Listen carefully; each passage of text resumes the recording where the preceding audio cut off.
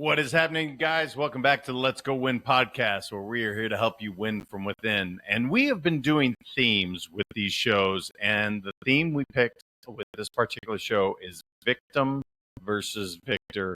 And I got lucky, guys. I'm not going to lie. What you are about to hear, she truly is a victor and chooses to be every single day, even though she is faced with so much adversity. Afterwards, I will tell you my perspective on life has gotten better.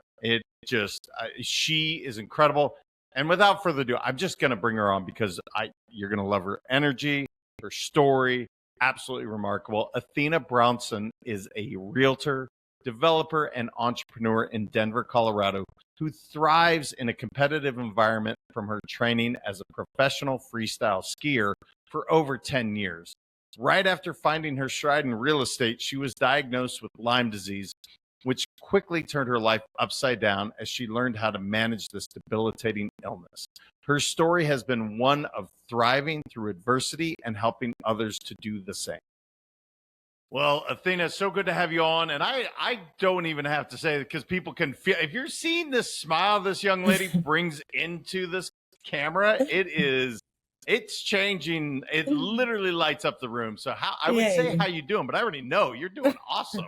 I'm here with you, so I couldn't be better. It's a beautiful day here in Denver. The sun is shining, and I get to do one of my favorite things, which is talk to wonderful people. So I'm pretty good. Well, me too.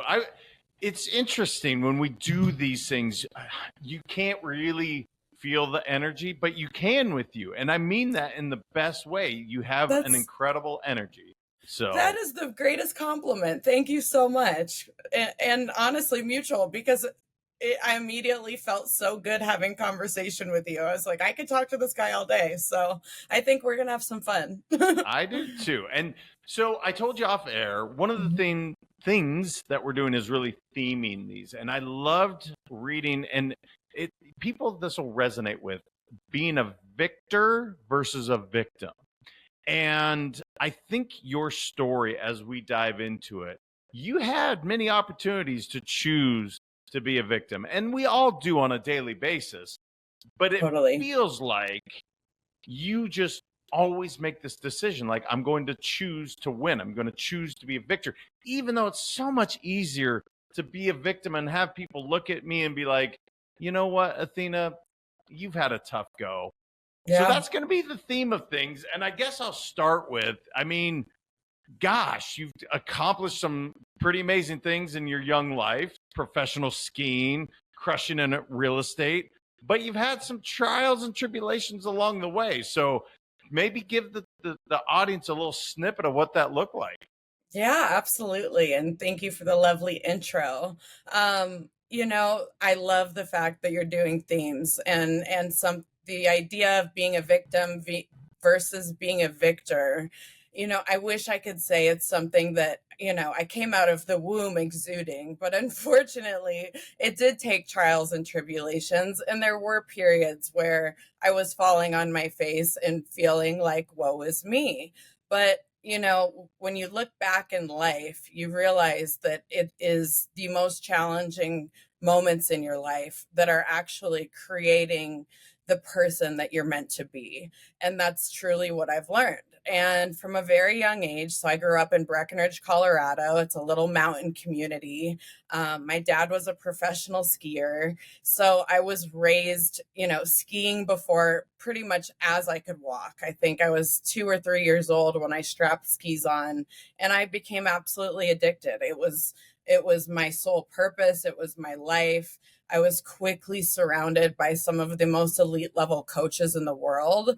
I always say that skiing was actually the best business school that I ever did, because it truly taught me the principles of what it looks like to be resilient, to have grit, to show up when you say you're going to show up, and show up as your best self. And these principles, and accountability for that matter. And these are all principles that really, when you break down, are things that we're able to use every day in our lives. So it truly was the best business school I ever could have gone to. It was also a really good training, I guess you could say, for the adversity that was to come later in life. I didn't necessarily see injuries as adversity when I was a skier. It was the nature of the beast, so to speak. I went through 9 ACL surgeries, multiple neck surgeries, broken legs. I mean, collarbones, wrists, you name it, I broke it. But that's what you get when you're throwing yourself off 100-foot jumps and doing backflips and spins and being a wild woman. So it was really just, I had my eyes set on what my goals were. I had the coaches around me to support me. And if I was injured, it would be, okay, get A, B, C, and D done, and you're going to recover. And this is how long it's going to take. So there was always a finite process of how I was able to get myself better. And I think because I always had something to keep my vision looking forward, a goal in mind, along with coaches that were helping me to build actionable steps to get there, that I never saw it as a woe is me mentality. It was always, this is part of what happens, and I'm going to rehab myself to be even stronger than I was before. And then I'm going to go do it, go ski again. I didn't realize I would do 9 knee surgeries, of course. And it came to a point where, I was in my early to late, like mid 20s. And a doctor looked at me and said, Athena, you're going to need knee replacements before you're 30 years old if you keep this up. And that was a big aha moment for me, because it truly, it showed that although I felt invincible, maybe, because I had overcome so much, that my body still was fragile, that it did have the potential to create long-term damage. And it was a bit of an identity crisis. It was, my entire world revolved around skiing, and I didn't really know what was next for me in life. So after a few stumbles, I would say, I finished university, actually studying art history and architecture, which I'm extremely passionate about, being in real estate now. But I never went to business school, so to speak. I worked as an interior designer. And I quickly realized that I needed to be responsible for my own success. I needed an arena where the amount I put in would be what I got out of it. And never in a million years did I think I would end up in real estate. I honestly did not have the best taste in my mouth about realtors, because in Breckenridge, there's more real estate offices than t-shirt shops, which is really saying something. So when a friend of mine said, sit down with my mentor, the owner of my company, I really think he'll enlighten you as to what real estate brings to the table, I said, okay. And you know what? He was one of those humans. I sat down with him for lunch 2 days later, and he is human sunshine. I mean, one of those people that, again, exudes energy and just someone that you want to be around. And I think when you're analyzing your life, proximity is something that is so critical that we do not spend enough time thinking about or curating, for instance. And proximity to the type of people that you admire, that you want to be. And I think that that really involves figuring out who it is that you want to be, and having that clarity of what your mission is, what your why is, what's getting you out of bed in the morning.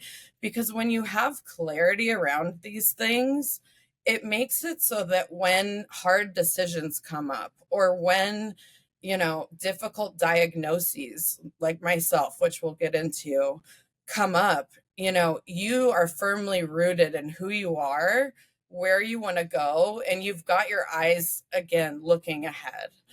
And for me, if I it's been can, a godsend. I'm so sorry, because you said so much right there. I just have to pause for a Please second, because do. I'm looking and I'm going, okay, I've had 3 major knee surgeries, right? I've had 2 ACLs, 2 meniscus. The third one was both. 9, you guys? Okay. she is fully prepped to be resilient. Now, if you're looking on camera, right behind her, it says you can do hard things. Yes. And then I don't know the other, something doing fine. But my point is, it's like these mantras where she's like, you built this up. And so what we will talk about, and we're going to get to it, I promise, but I want people to understand, going through knee surgery, is it life altering? Well, some people, yes, but no, it's like, it sucks, and it's 6 months or a year, whatever, depending how devastating the injury, but it's a lot of work. And she did it 9 freaking times to get back up. And you were saying jumping off crazy jump. So it was fascinating, Athena, because when you first started talking, I had the picture in my mind, the movie Molly's Game, and I was like, you're ripping that. So that was in my mind. And then you said the 100-foot jumps. I'm like, then I went to X Games, and I'm like, X Games, that's what I did. There you go. And I was like, okay, but regardless, the amount of dedication and just grit and willpower and getting face planted and having to get back up again and again. And this was the path you chose. Yeah. I love that we chose victim versus victor, because literally on a daily basis, you could have said, nope, I'm not getting back up. I hurt myself. I'm sure I'm banged up. I'm tired of just eating snow. And yet you chose to get back up and do it again and again and again. Tell me more about that mindset. It's remarkable. Yeah. I really believe in the power of proximity, like I said. So throughout these injuries, I was surrounded by, elite level coaches where failure or giving up was not an option. Now, that doesn't mean that they didn't have empathy or that they didn't have, compassion for what their athletes were going through by any means, but they created an environment. And environment is so important. And when you think about what you want to accomplish in life, and for me at that time, I wanted to be one of the best skiers in the world. And in order to do so, I needed to surround myself with A, like-minded individuals as athletes, and B, the most elite coaches in the world, and make sure that I was creating an environment that supported me being the best I could be. Because oftentimes I think we get so entangled with, maybe people that are bringing us down and that don't necessarily believe in our abilities, because maybe it's out of jealousy. Maybe it's, there are a laundry list of reasons. Maybe they just don't understand what it is that your goals are. But when you're surrounding yourself with people that A, have gone through similar things as you, so they do have that understanding that this is challenging, but it is attainable to get through it and to be better on the other side. And I really believe that's possible for any type of adversity that you face in life. But you have to be so careful about curating who is in your close proximity, what your environment looks like. And does that align with your identity? Are you consistently assessing yourself and how you're showing up in the world, how you're actually making steps towards reaching your goals? What are the things that you can bring into your life to make sure that you're you're basically stacking your probability? How can I make my environment and the people around me the best possible for getting me to be the best I can be? And that's exactly, what I was fortunate enough to be surrounded by. So it was a little bit of good luck, but also, a lot of really hard work and dedication and discipline. Yeah, and obviously being around world-class coaches that have been there, they're training you to do this. But look, you're still a human being, and the proximity is incredible, and it's amazing to have these people in your corner lifting you up when you want to be that victim, saying, no, Athena, absolutely not. You are a champ. That's incredible. But you still have to be the one to choose to take that path. And I'm curious, when you would face a jump, because look, unless you just don't have the prefrontal cortex, your brain, you have fear at some point. But you probably face fear. Yeah. What did you do to be like, screw that fear. I'm going to take this head on. I can do this. What did Yeah. that look like in your process? Because I have to imagine some of the things that you're facing. Yes, I grew up skiing in Montana. Not like this, guys. Not like this, I promise you. Skiing in What you Montana do is pretty scared. good, though. But I'm not doing the jumps like you. Like, that Yeah. was not happening. Tell me about that. How did you just Yeah. approach this? You know, it was such a mental game, and it's something that I've brought into, you know, anything that I do in life that gives me that nervous feeling. And really what I learned from a very young age was I grew up with a father who was also an athlete, and I grew up with the mentality that failure was not an option, that we pushed through. You know, he was consistently getting injured too. He was in the Olympics for speed skiing. I think he went like 127 miles an hour on skis. So he also had the little psychosis that I have. But at the same time, I learned from a very young age these tangible tools that completely changed my life and my ability to face really scary things. Because when you go off of a jump one year and you get horribly hurt, and then the next year comes around, you've got a new knee or a new neck, whatever it may be, and you need to hit that same jump again, you are spot on that there is fear going through, you know, every part of my body. And what I learned is that we have the power, and I really use visualization, which I'll get into, but we have the power to take nervous energy and transform it into excitement. Because really, our brain does not know the difference between the two unless we dictate it. You know, if we dictate, hey, these feelings that I'm having are not actually, I'm not terrified, I'm excited. And that's literally just tricking yourself. And for me, it was blasting music in my headphones, putting on my favorite music, doing a warm up, and just saying my positive affirmations of like, you know, I am going to win. I win this race. I land every trick that I'm doing. It would really be like I had a pre-run ritual that I would do. And that meant in practice or that meant in competition. But what it really came down to was, you know, in skiing, you don't really get the opportunity to try new tricks anywhere except for going off of a jump. You know, you can do them on a trampoline. You might be able to do some, you know, into the water during the summer. I trained a little bit there.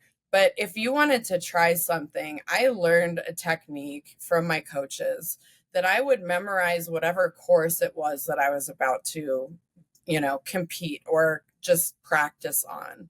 And I would sit at the top of the run and visualize myself landing every single trick. And I knew that if there was a trick that I needed to pull that I hadn't tried yet, that if I could land it in my mind, if I could see myself doing it, then I could do it in real life. Because again, our brains don't necessarily know the difference between what we're actually doing and what we're, you know, envisioning. So visualization has been something that is so critical to me. And I really can attest to the fact that if I took my time to do my pre-game ritual, so to speak, and if I did my visualization, and sometimes that meant taking a couple of times to just get it right, that if I took that time, that when I got up to, you know, the starting gate and it was time to go, that I had that confidence in myself because in my head, I had already completed it. So whatever nerves, whatever fear that I had turned into excitement because not only was I, you know, listening to my favorite music, getting pumped up, telling myself that I could do this, but I saw myself do it. So now it was just a matter of actually executing it. And did it always go right? No, but did it go right a lot of the times, considering how many, you know, I skied about 300 days a year all over the globe, chasing snow. Um, I lived, ate, and breathed skiing, so to speak. It was my world. So did it always go right? No, but the number of times it did go right, I truly attribute to having these principles of visualization and affirmation and really just convincing your brain that your fear is excitement. And that was a game changer for me. And it's something that I still use in my business and in my life today. Yeah, it's so powerful. I mean, again, sometimes people just like, I'm so glad you said that. Not only were you using it professionally as an athlete, but no. I'm applying this in my business. I'm applying this in my relationships. I'm applying this in Yes. everyday life. Guys, your brain literally doesn't know the difference between Mm-mm. what is reality, quote unquote, and what you Mhm. feed it. It doesn't know the difference. I love that.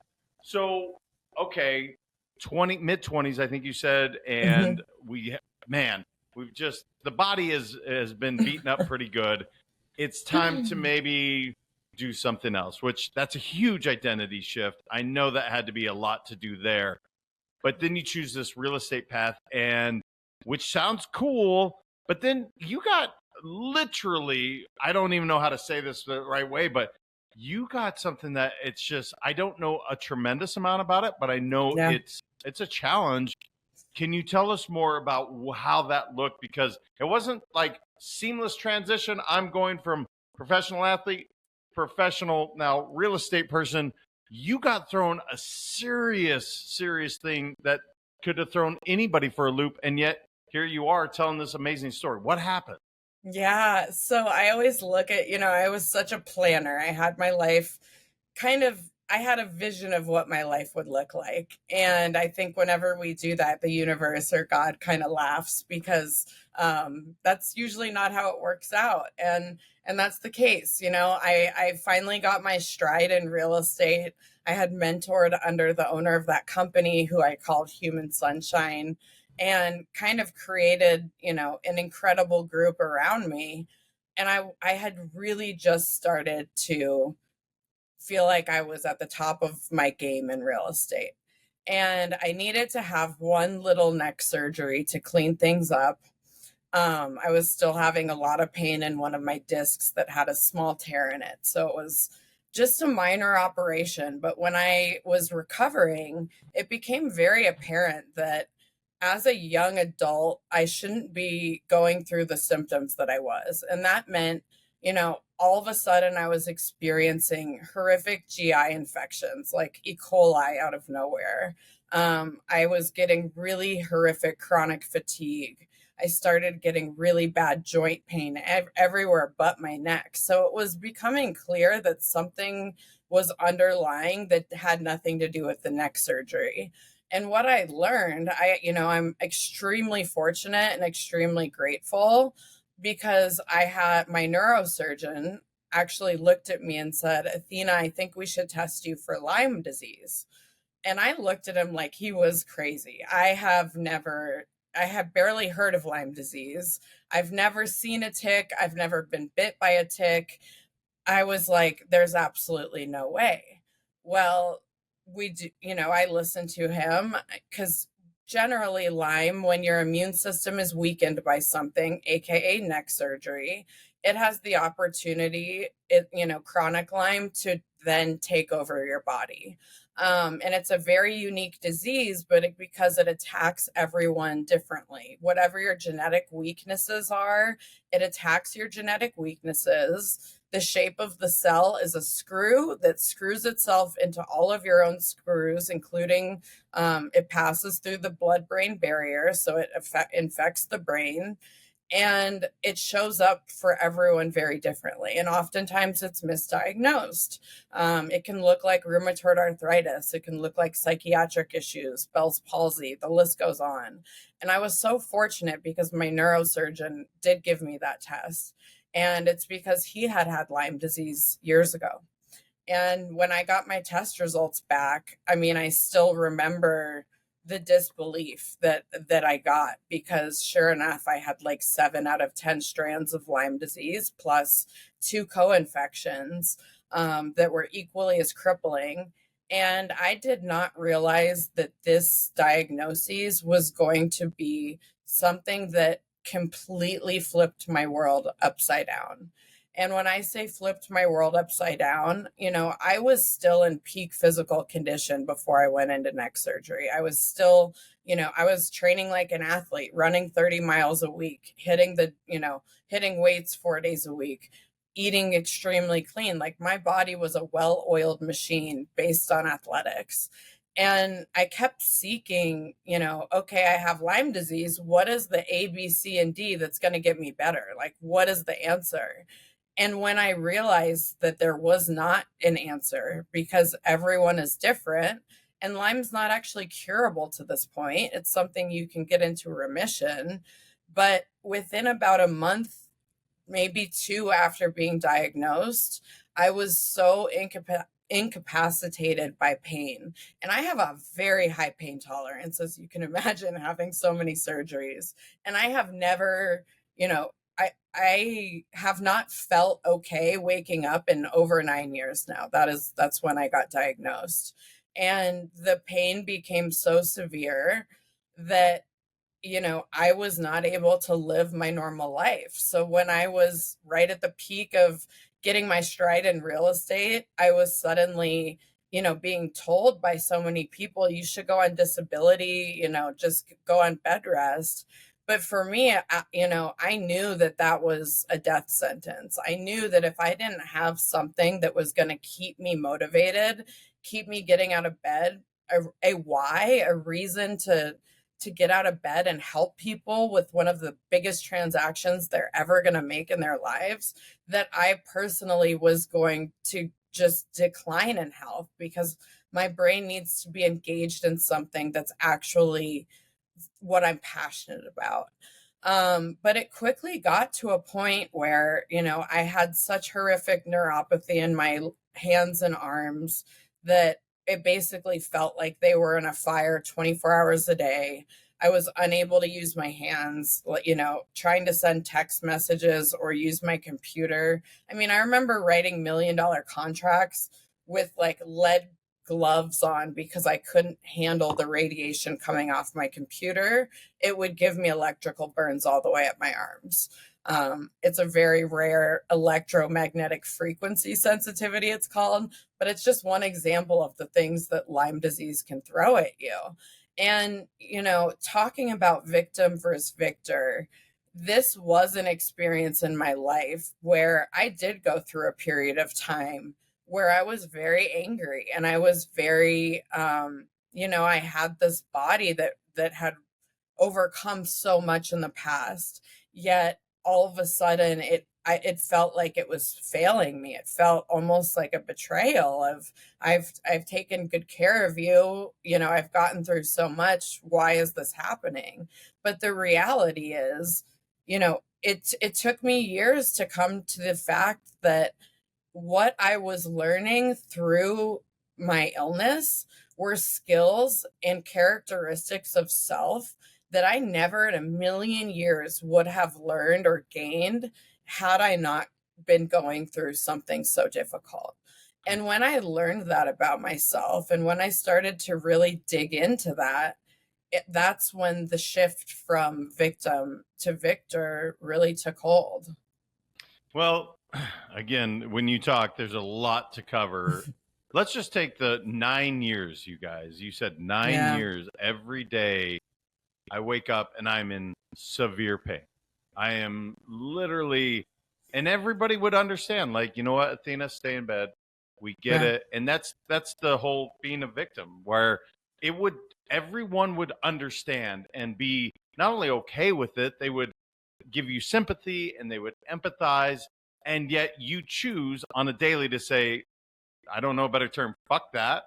I am getting up and I am absolutely going to tackle this day. Just this one day, because guess what? I got to do it again tomorrow. Yeah. And I want people to really, I've never experienced Lyme disease. I hope you can't never imagine. do. Me too.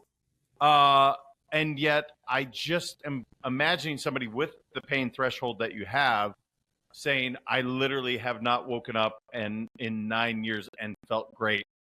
How do you possibly go and say, put your best face on, go do these transactions? That's not easy, you guys. And this is the part where I think we can all choose this, right? You can choose to be a victim, Yeah. and everybody would understand.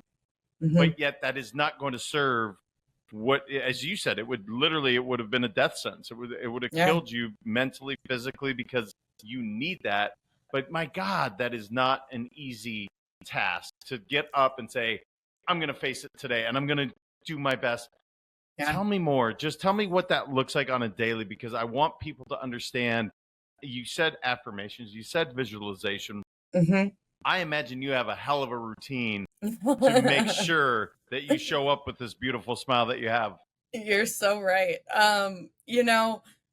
For me, this is something that does traverse into anyone that's facing adversity. Like I life will always throw curveballs at us. And when we have a visual of what our why is, what we're passionate about, it makes it that much easier to actually want to create methods for getting yourself up and out of bed. But I think the first thing is having really strong clarity about what your purpose is. And if you don't have that, then really spending some time doing the inner work to find out and be really clear about your identity and what your why is and what is going to get you out of bed.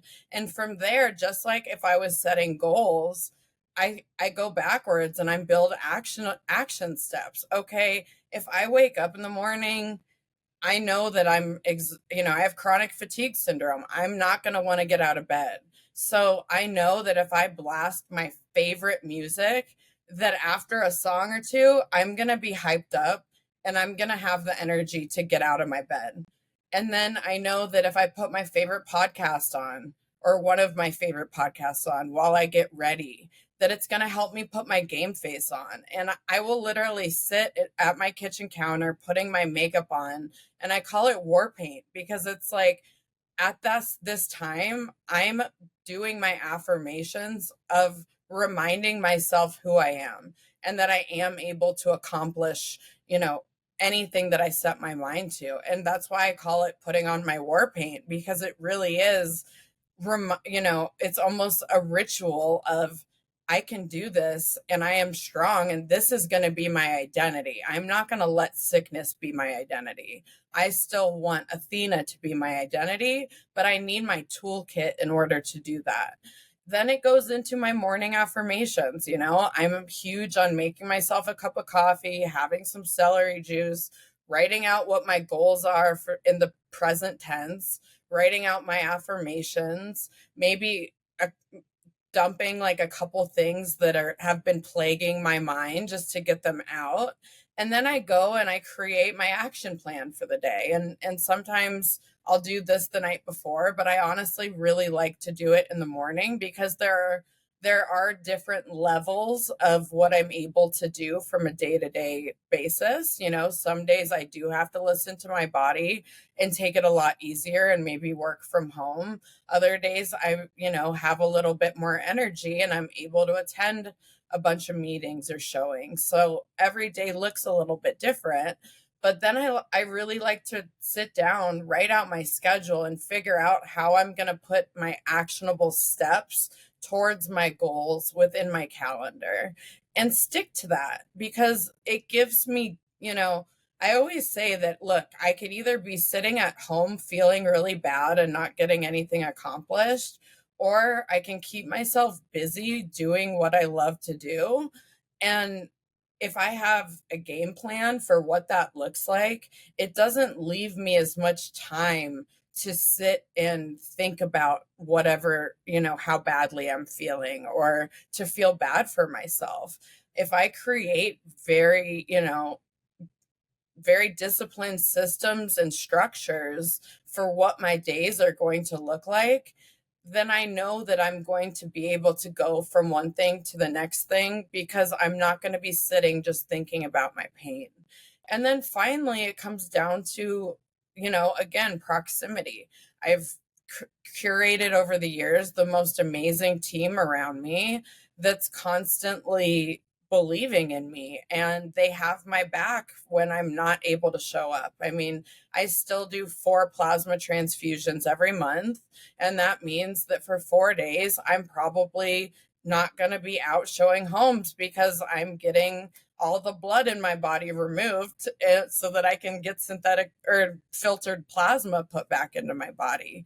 So my clients know that I have a team around me that is going to take care of them and me with, just as if they were their own clients. So having that support system to really say, hey, and as a skier, like, and an only child, these are one person sports. So me asking for help or delegating was not something that came easy. I mean, I had the mentality that I could get everything done by myself until I had faced chronic illness. And again, that's a lesson I never would have learned had I not gone through this. So understanding who your board of directors, who your cabinet, who's your tribe is around you that is going to help lift you up when you're going through absolute hell. And that's been the biggest blessing. I mean, it's incredible. Yeah, man, I will say this. Everybody listening, when you woke up this morning, and I'll put myself in these shoes right now. I didn't wake up and I wasn't like, yes, I'm going to go crush today. I wasn't. And I normally do not, I don't. So I want to go through what she said. Quite literally, we're doing the trigger, a positive trigger of music to get me going out of bed. Now I'm putting on my war paint, listening to the podcast. Then I'm literally doing my affirmations, my mantras. Then I'm writing out my goals. Everyone listening, what are you doing for you? I want people to act the way that she's acting without having something that she's doing this because to show up as the best version of her, this is the requirement. Imagine if you did this without. It's absolutely incredible. I can't and wait. Here's what yeah, and you know what I love too? You know why you have such an incredible team around you? Because you are choosing to be a victor. You inspire people on a daily basis to say, hell yeah, I want to help Athena any way I can. Because you know what she does every day? You know what she faces and shows up this way? It's inspiring. I appreciate that. I want to tell me more because I want the audience to, because I don't know enough about Lyme disease. You said it's incurable at this point, but it can go into remission. Yeah. And at a moment you said, maybe I'm paraphrasing, but almost why me? Like, God, dude, I've recovered from all these injuries. I've treated my body as a temple, other than beating it up on the slopes, of course. Absolutely. But God, where's this Lyme disease coming from? What the heck, man? When were you able to finally overcome that and say, you know what? No matter how it happened, that's what my destiny has been, or that's where it is now. Yeah. I choose to not just be defined by this disease. Tell me how that really was. There a moment where you're like, all right, no more questioning. This is just what the hands I've been dealt. And now I'm going to be this incredible, inspiring person. Was there a moment? Do you remember? I do. A very clear moment. And, I think I went through the first year kind of in disbelief and not wanting to learn that much about Lyme disease, not wanting to kind of admit to myself what I was going through. But it came to a point, after about the first year where I really, really was completely incapacitated. And I had gained 80 pounds in 10 days. I mean, I'm 5'0", so that is like gaining another human, basically. And it's because my detox system shut down. So after, trying to deal with this for probably a year and a half, it came to a point where I needed to be hospitalized for a long period of time. And it was during COVID. I was sitting in a hospital bed, not allowed to have any visitors for 3 to 4 months with tubes hanging out of my neck, getting plasma transfusions every other day. Because for Lyme disease, for me, it attacked my immune system. So I ended up with all these autoimmune diseases, which are actually more of the problem than Lyme now, because it turned my body against me.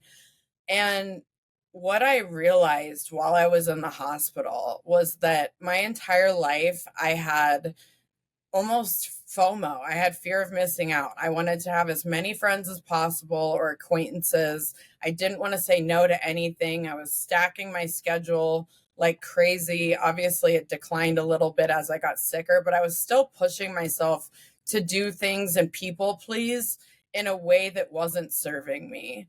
And when I was in the hospital, it quickly became apparent who my real friends were, who my people were, who my tribe was, and what actually mattered. And the fact that, I might have had 50 friends, but they were actually acquaintances that if I couldn't give something to them or they weren't gaining something, that there wasn't really a friendship there. And that was a really hard, realization at first.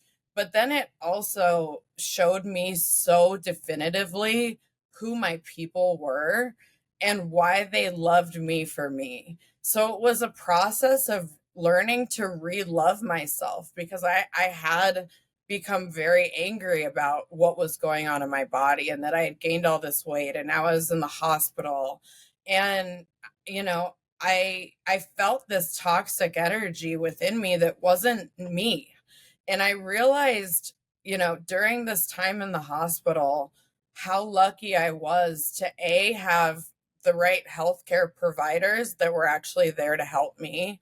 And I have a team that varies all the way from, traditional Western medicine to Eastern and everything in between. And I'm so grateful for that. But I also have the best support system of my family, of my core group of friends and team that believed in me. And if they believed in me, then I needed to believe in myself for them. If it wasn't for me at the time, at the very least, I needed to believe in myself for them. And when I started to reframe my mindset to a place of gratitude and abundance, even though things were difficult, it was a shift in how I was perceiving every little action and finding, the small moments throughout the day where you have something to be grateful for. This person sent me flowers at the hospital and called to check in on me, or this, agent covered my showings for me and helped me get a contract written, whatever it may be. And that's where really my gratitude practice came into play, where every night I like to write down 5 to 10 things that I'm grateful for that happened that day and really make them different. But I think when you have the right people around you, it has the power to give you belief and remember who it is that you are and why you're here. And it's simply a matter of weeding out the people that don't necessarily have your best interests at heart, because when you have the right people, you can get through anything. And I truly believe that, because they are getting me through this, and they've convinced me that I can get through it. Yeah. Well, it's powerful. I'm looking at the clock. This is flying by. I could ask you a million questions, but you know Same. what? You've inspired us throughout this episode, and Thank you. I want to serve you. What can we do? What didn't I know enough to ask you? Whether it was, I don't know, information on Lyme disease, support your real estate. How can we Yeah. best support what you're doing? Because I can say, I didn't know that much about it. Yeah. And you inspired me today. I want to serve you as best we can. What didn't I know enough to ask? What do you want to share so that we can conversely support you? Well, thank you. And that really means a lot. And I would start by saying, Lyme is the fastest growing epidemic in the United States right now. It's starting to get publicized more and more as celebrities are contracting it, Justin Timberlake and Justin Bieber, and the list goes on. But it is something that is very under wraps, and there's a lot of conspiracy theories about why that is. But my urge to people would be to, educate yourself about how to steer clear from ticks. If you do get bit by a tick, even if you don't see a rash, go to the closest medical center that you can. Go to a doctor, get on 3 weeks of doxycycline. You'll never have to deal with chronic Lyme for the rest of your life. But if you don't know that you got bitten, that's when it becomes chronic Lyme and it becomes an issue.